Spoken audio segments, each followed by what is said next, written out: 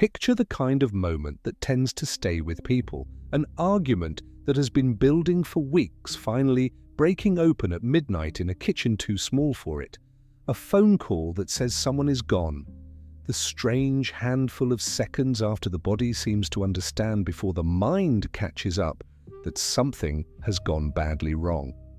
In moments like these, some people describe something else happening alongside the obvious thing, a voice doing something, hands doing something, tears falling, or the room going very quiet, and somewhere behind it, a sense of not being fully inside the moment, a sense of watching it instead, calmly, almost curiously, the way you might watch a stranger through a window.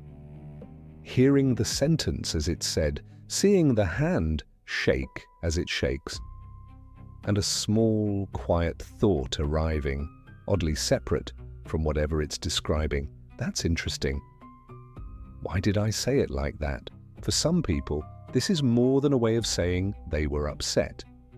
It's remembered as something more specific, feeling something intensely, and at the same time seeming to watch themselves feel it, present and slightly apart, in the same stretch of time.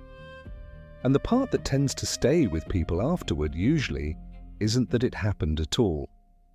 It's what they end up deciding it meant. Some describe walking away from a moment like that and calling it clarity, a sense that something in them noticed, mid-sentence, that the next words would do real damage and pulled back in time. Others describe a moment that might look similar from the outside and call it something closer to loss, not clarity, absence. A feeling that they weren't fully there for the worst thing that has happened to them, that grief arrived and they experienced it from a few feet outside their own body, close enough to see everything, and somehow not close enough to be touched by it. Two very different accounts of what from the outside might look like a similar kind of moment. And nobody can tell you in advance which account is going to end up being yours. Try to catch the moment itself while it's happening, and it tends to resist being caught. Studying the distance while inside it is hard to separate from the distance itself. What's often left afterward is just the residue, a memory of having been, in some sense, in two places at once, with no reliable way to ask whatever seemed to be watching what it thought it was doing there. It can be worth pausing here and trying to locate a specific instance of your own, not a general sense of having felt something like this, but one particular room, one particular moment if one comes to mind. Try to find in that memory the instant the distance arrived rather than the feeling it arrived alongside. That difficulty is worth sitting with on its own. The distance may become noticeable only after it is already underway, the way a held breath sometimes registers only when it is released. That describes a limit in how the moment is remembered. It does not establish a general rule about how the experience begins. It can show up differently depending on where it finds someone. In panic, it might arrive late, after the body has already reacted, the heart doing something nobody authorized, the breath gone shallow before anyone noticed the change, and then, somewhere in the middle of that, an oddly administrative kind of noticing. Your hands are shaking, you should probably sit down, reporting on the emergency without seeming to be inside it. There's a related version worth separating out because it doesn't always look like panic from the outside. Sometimes the body seems to be doing far more than whatever is happening internally would seem to justify, a racing pulse before any clear thought has formed about why, a wave of nausea arriving ahead of any conscious recognition of what triggered it, and the noticing mind, if it's there at all in that instant, seems to lag a full step behind the body's own verdict. In moments like that, it can be unclear which part is more honest about what's actually happening. The body that reacted first, or the awareness that only caught up afterward, already assembling an explanation for something it didn't get to witness in real time. In an argument, the distance might arrive earlier, and it might arrive with something like an opinion, the sentence registering, just before it's spoken, that it won't be forgiven. Sometimes that registration is fast enough to change the sentence. Sometimes it only arrives in time to watch the sentence get said anyway. And there's a quieter version that doesn't need a crisis to show up at all. Someone says something ordinary, a passing comment about their day, and hears it land with a weight they didn't expect, and thinks, "I didn't know I felt that until I heard myself say it." Different rooms, different timing.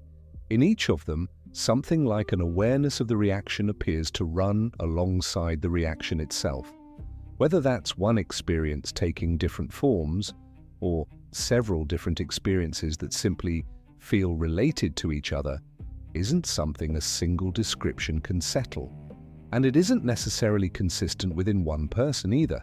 Someone who experienced the distance as a kind of steadying grace during one argument might, a year later, experience something that feels the same during a different kind of loss, and come away from it certain that whatever showed up this time was not a gift at all. If the distance were a fixed trait, something a person simply has, wired in one direction, that kind of reversal would be hard to explain. It suggests, at minimum, that whatever this is, it isn't behaving like a stable personality feature with one settled meaning attached to it. The timing doesn't seem to follow the size of the moment in any obvious way either. Someone might report the distance staying completely absent during something genuinely dangerous, a car sliding on ice, a fall down a flight of stairs, total immersion, no gap at all. And the same person might describe the distance showing up, unasked, during something almost embarrassingly minor, a small disagreement at work, an irritation over a parking space, watching themselves get worked up over very little, and wondering from that same quiet remove why this particular moment earned an audience. If the distance existed only to protect someone at moments of highest stakes, reports like these don't sit easily with that idea. But they're reports, not evidence of a pattern, worth holding as a question, not proof of what the pattern actually is, or whether there even is one. People have tried to name something like this for a long time in very different vocabularies, and it's worth being honest that those vocabularies don't line up neatly with each other, or necessarily with the moment in that kitchen.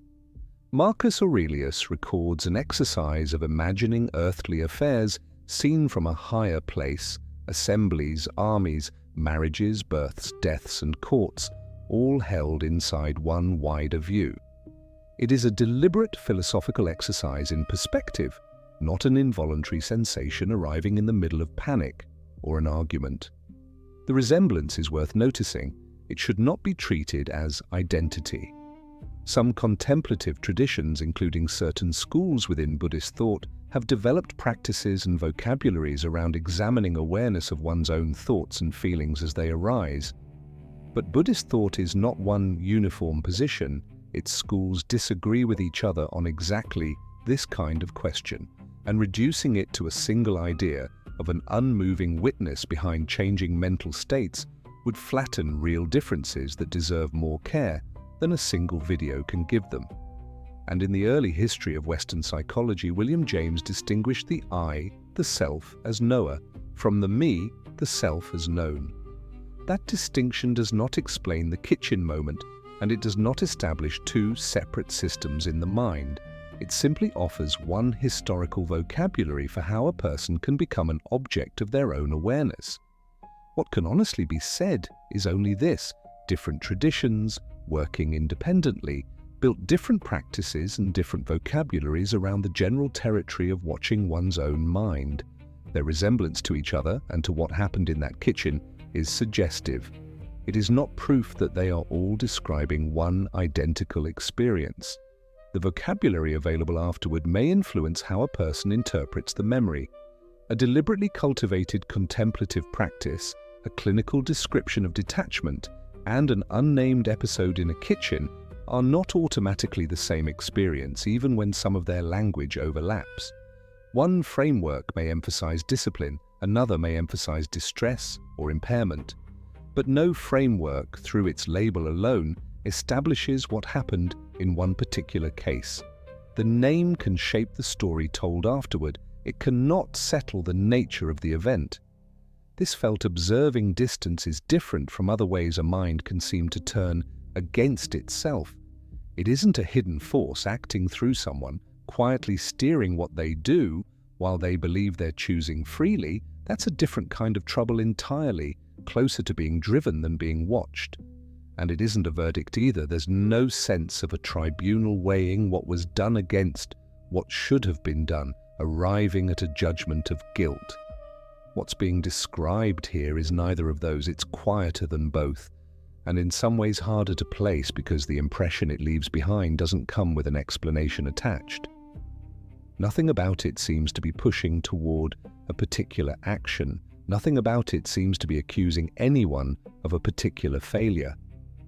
It's simply the impression of watching, with no account of what the watching is supposedly for. Which is exactly why it's so hard to know what to make of it. There is something unnerving about an experience that offers no obvious instruction. A force with an agenda can at least be imagined as something to resist. A verdict can be appealed. But a shift in perspective may begin and end without clarifying whether it helped, protected, interrupted, or merely accompanied the moment. The interpretation is left afterward when the room is quiet again. Consider what this felt distance can seem to offer, depending on when it shows up. In an argument, it might feel like the half-second where a sentence gets caught before it leaves someone's mouth, and something different gets said instead, as though a steadier vantage point had opened up just in time to notice that a particular cruelty couldn't be taken back. Described this way, it can sound like a kind of gift, a composure that arrived from nowhere, right when it was needed. But the same kind of felt distance in a different room doesn't always read as a gift. Grief doesn't want a vantage point standing off to the side, narrating. Grief wants someone fully inside it, undivided, present enough to be flattened by it. And when something that feels similar shows up there instead, a strange, detached interest in one's own tears, a sense of cataloguing the reaction rather than having it. It doesn't feel like composure. It feels like the distance hardening into something between a person and the very thing they're supposed to be feeling. People who describe this version reach for very different words. Hollow, far away, not real.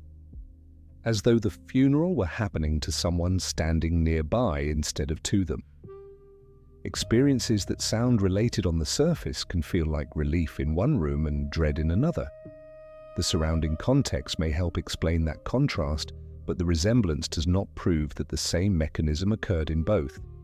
A shift that seems useful during an argument may feel alienating during grief, and the person experiencing it may not be able to identify an obvious pattern in when or why it appeared.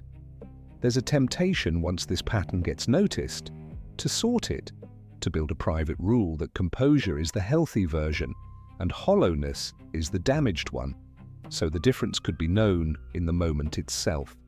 It's an understandable instinct. It's also probably too simple. The two experiences aren't announced with different labels when they arrive. They can feel from the inside disturbingly alike at first, the same sense of stepping back, the same sudden quiet where the noise of feeling used to be. There's a specific kind of discomfort in not being able to settle this, in living with an experience you can name but can't fully explain to yourself, let alone to anyone else. An explanation reached for later, when someone finally asks what happened, is told after the fact, shaped in part by the interpretation available once the room has gone quiet. That does not make the account false. It does mean that autobiographical memory is reconstructed rather than replayed like an untouched recording. The gap between what occurred and what gets remembered about it is its own kind of distance, layered on top of the first one. The sensation alone cannot determine what it means. Potentially relevant questions include what else was happening, whether the sensation lasted seconds or much longer, whether it was sought or unwanted, whether it was rare or recurring, whether it brought distress, and whether it interfered with daily life. Those questions provide context. They are not a validated checklist, and they do not turn a philosophical description into a diagnosis. It can be tempting to want a cleaner answer than that, a single, reliable sign that would settle, once and for all, which kind of moment this was. But a felt experience that shows up in a kitchen, in a waiting room, in the middle of an ordinary Tuesday, carrying a different weight each time, may simply not be the kind of thing that yields to one clean sign. Wanting a signal doesn't guarantee one exists. None of this resolves into a single answer, and it shouldn't pretend to. A feeling that seems similar can show up in very different circumstances doing what looks like very different work, and the fact that it can feel like relief in one room and like disconnection in another doesn't prove it's one shared mechanism wearing two faces. It might be, it might not be. What can be said honestly is only that the sensation itself doesn't come labeled, and interpreting it seems to need more information than the sensation alone provides. It's worth naming plainly that words like dissociation and depersonalization exist, and that clinical descriptions of depersonalization can overlap with some of this language, including feeling detached, or like an outside observer of one's own thoughts, feelings, body, or actions. That overlap is real, but it does not establish that any particular remembered moment was depersonalization. A clinical disorder is not identified from the sensation alone. Assessment also considers whether experiences are persistent or recurring, whether they cause significant distress or impairment, whether reality testing remains intact, and whether another condition, substance, or explanation better accounts for them. One remembered episode cannot be classified by this video. If experiences are recurring, distressing, or interfering with daily life, that is something to discuss with a qualified professional, not something a philosophical essay can diagnose. There's also a temptation to want a clean biological story underneath all of this, some specific mechanism in the brain that would explain, once located, exactly why the distance shows up when it does and what it's for.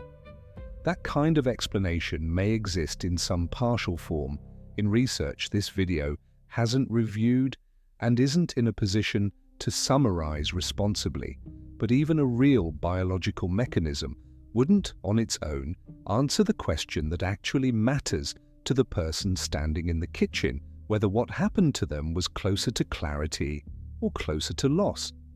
A mechanism can explain how something happens without settling what it meant. There are more persistent forms of detachment that can sound superficially similar to the moment described here.